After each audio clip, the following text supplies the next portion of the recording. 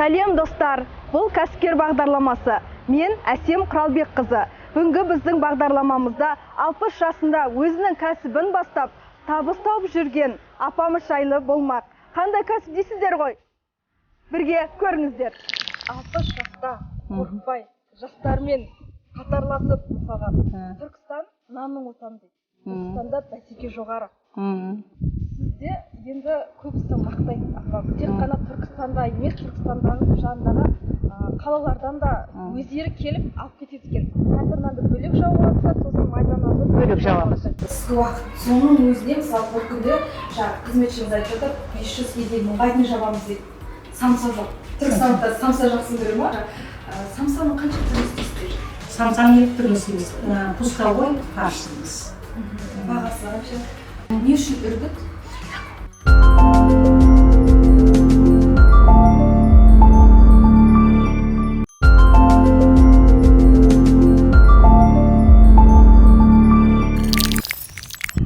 Апа, үйіңізге кіргеннен енді нанның иісі ше мұрнымызды жарды ғой. Нан деген керемет нәрсе ғой өзі. Қанша жасыңызда бастадыңыз? 60 жасымда бастадым. 60 жаста қорықпай, жастармен қатарласып, мысалға, Түркістан нанның отаны дейді. Түркістанда бәсеке жоғары.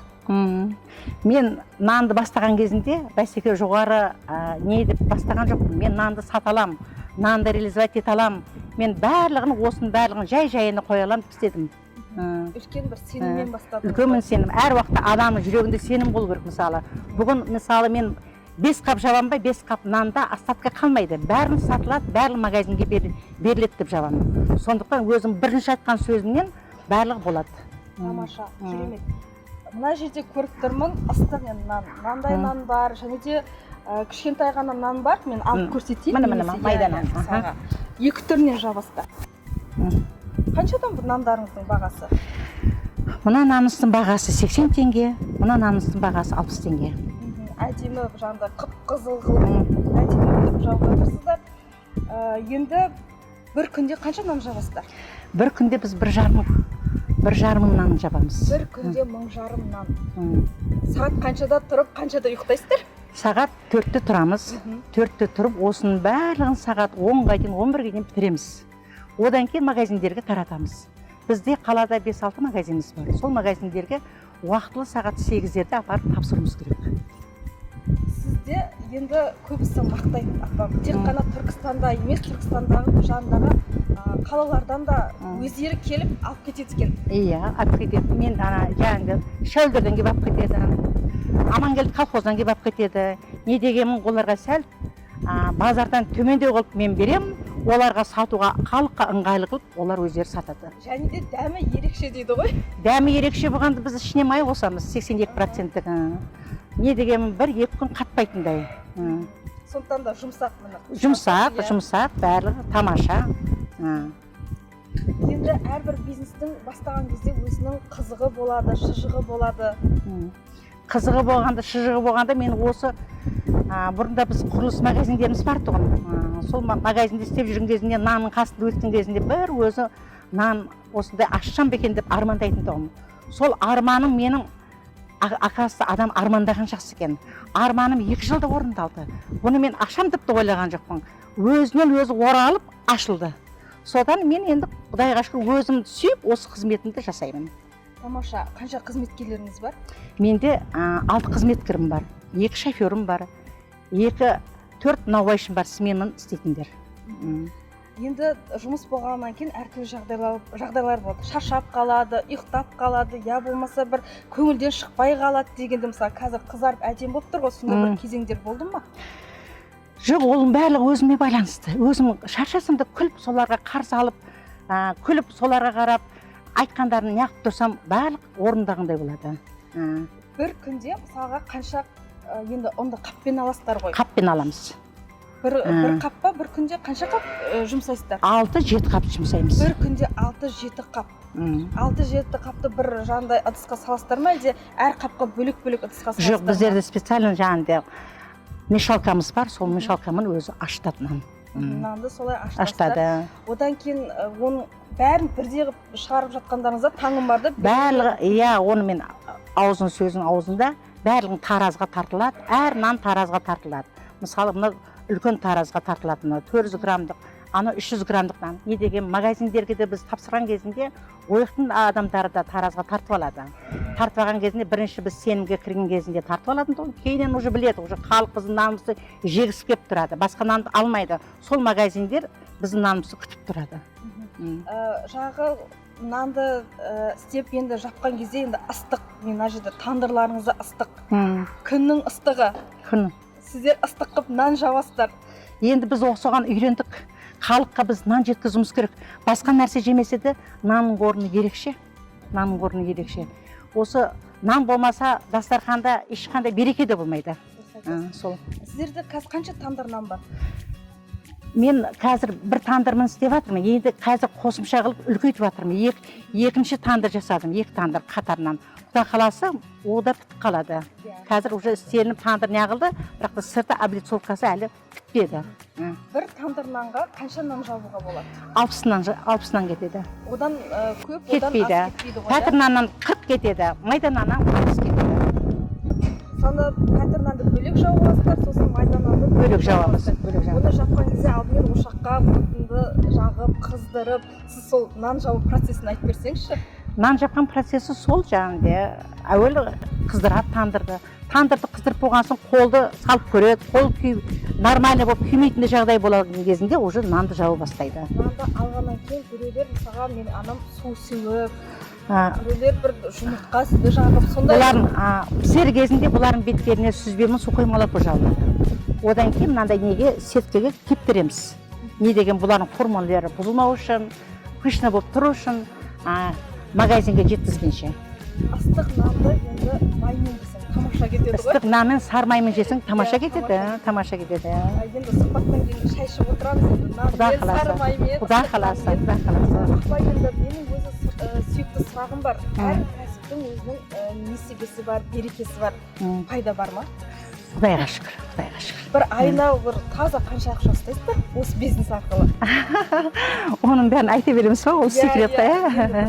Енді бұл жерде пайда болмаса, басқа болмаса, ыстық күнде адам нан жабады ма? Нан жауып қанша отбасына сұрауға болады? Нан жауып өзі, мысалы мен 6 жұмыскерім, 6 отбасы, мен тағы өзім 2 балам бар, оларды да не қылады, ойдағырды бір нан жапқан өзі барлық отбасыға жетеді өзі. Кемі 10 отбасына жаңдай қарын ашқымайды. Тамаша, керемет. Апа, сіз енді өзіңіз жан-жақсыз самсам сататыныңызды да білеміз енді, сіздің самсаңызды да жаңдай аузымызда дәмі қалған. Қазір сіздің самсаңызға бар. О жақта самса жабуды өзіңіз көрсетіп, бізге түсіндіріп берсеңіз. Болды, хорошо. Апа, қазір енді самса істейтін жағы наубайхана деймін, самса істейтін жерді не деп атайын? Самса істейтін жер ғой онда. Иісі де бұрқырап тұр. Қазір түскі уақыт, соның өзінде мысалы бір күнде қызметшіміз айтып жатыр, 500-ге дейін 1000-ға дейін жабамыз дейді. Самса жоқ. Түркістандықтар самса жақсы көре ма? Самса жақсы көреді. Бұл кісінің, бұлардың самсалары басқаша, ерекше, дәмді, өздерінің бір жұмақтары бар. Енді барлық адамдар тоқтап әп кетеді, обед уақытысында азанда завтракке жейтін жерде базар, біздерде ағаш базар бар, тағы строительный базарлардың барлығы бар, банк бар, өтіп кеткендердің барлығы осы самсаның иісінен өте алмай барлығы кетеді. Тоқтап өтеді ғой, тоқтап өтеді. Тамаша. Самсаның қанша түрін істейсіздер? Самсаның 2 түрін істейміз. Кусковой, фарш дейміз. Бағасы қанша? Кусковойдың бағасы 300 теңгеден, фаршқа 250 теңгеден. Кәдімгі сом еттен жасайды. Қанша қызметкер самсада? Самсада 2 қызметкер. Арнайы Самарқандтан алдырсыз? Арнайы Самарқандтан алдырттым. Бұлар специалист бар, көріп, солардың самса істегендерін жеп, одан кейін алдырттым. Өйткені Түркістанда сіздердің самсаларыңыз нөмірі 1-ші да, сондықтан да кім жасайды екен деп қызығып сұрап жатқаным ғой. Өлгіп самса дейді біздерде. Сіздер негізі жұмыс уақытысы қалай? Жұмыс уақытысы сол сағат 7-тен кешке дейін. Таңғы 7-тен кешке дейін. Не үшін үргіт? Үргіт деген өздерінің аттары сондай. Самарқандта үргіт самсаның өзінің жұмбақтары, тәтті самсаның. Яғни самсаның аты ғой үргіт деген. Мысалы там бір самса дейміз, енді түрі көп, жаңа көлеміне қарай. Көлеміне қараған болғанда бұл Самарқандта тек қана үргіт самсасы екен. Құйрық-ай қосылады. Ерекше ғой. Апа қазір енді сол самсаны қалай дайындап жатыр екен? Барып бірге көрейікші. Сіздің атыңыз кім? Атым Бек-Али, Бек дейшеді. Бек-Али, сіз қанша уақыт болды осы жерде істеп Бір жылдан бері жұмыс жасап. Бір жыл болыпты ғой, Сіз қазір не істеп жатырсыз? Хамыр істеймін керек. Ертеңге закатовка ғой. Жоқ, тартылады ғой бары. Сіз қанша килограмм тартып тұрсыз? Қазір 25 килограмм тартып керек. 25 килограмм тартып, сіз 25 килограмм ұнды ашытып істемекшісіз ба? Ертеңге. Сіз қазір тартасыз, ашытасыз, істеп қоясыз, сосын таңертең жабасыз ба? Таңертең жабамын ғой. Бүгін закатовка ғой, ертеңге жазып қоямын. Түннен таңайтын былай... Жоқ, бұңа не салынбайды ғой, неде дрожь салынбайды ғой. Только тесто слоеный қылынады. Бұл ашымайды ғой, самсаның тестасы. Бірақ бәрінде самсаны жегенде самсаның өзінің дәмі басқаша болып шығады ғой? Жошы майдан татты болып шығады ғой. Иә. Жұмыстаймыз ғой, қазір мұны бір не қыласыз, іштайсыз. Анан ұшы бар іштелінеді ғой мұны. Анан татты болады ғой.